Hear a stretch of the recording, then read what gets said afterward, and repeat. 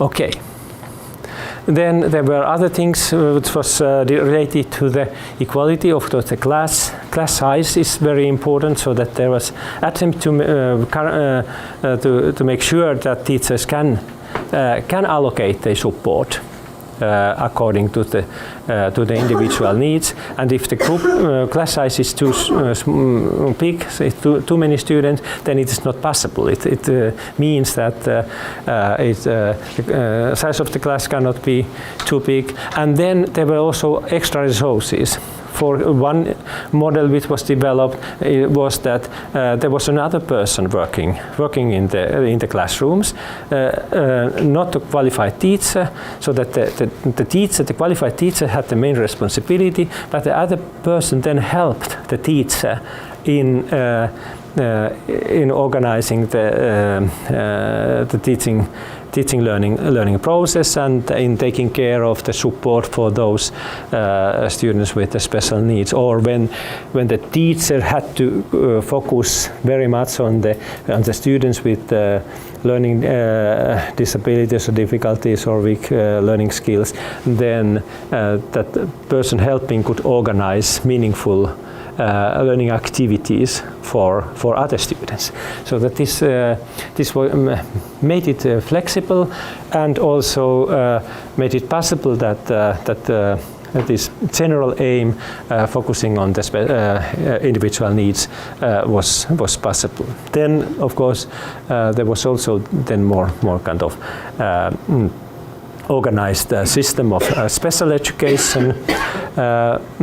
We developed a model where there were first support in own regular. Yes, please.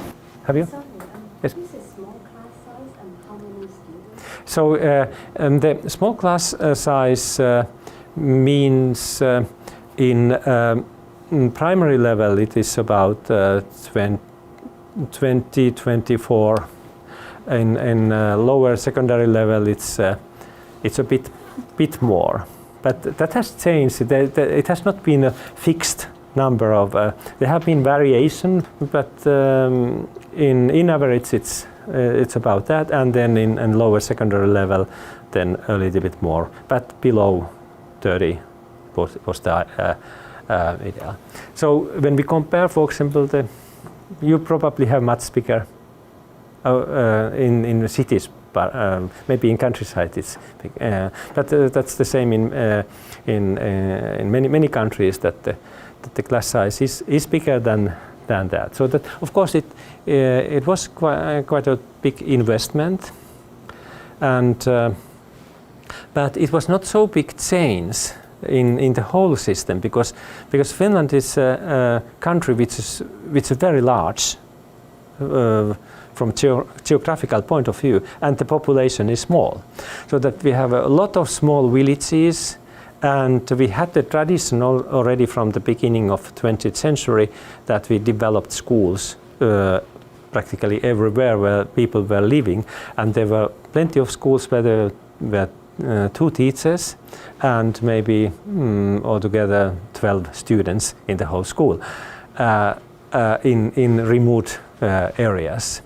And now in this reform, the biggest change was in the cities. For example, when I went to the primary school far before this reform, we had during the first class I think 35 to 40 students, 35 about in my class. So that it was very much bigger, but mainly in bigger cities. But in the countryside, there was not big difference. So that because of that, it was not so expensive to make this system. But then the flexible part-time, the flexible special education system or special needs education. So that one part of that happened in the regular classroom.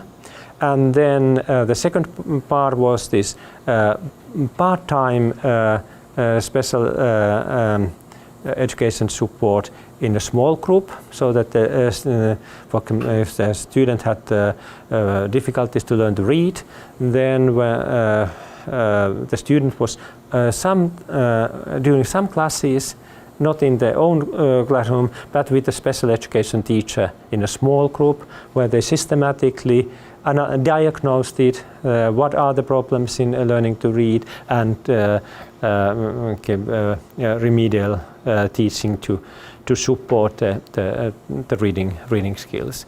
The same a little bit in the mathematics, but earlier this special education clearly focused on language skills, reading and writing, but then gradually also to some other subjects.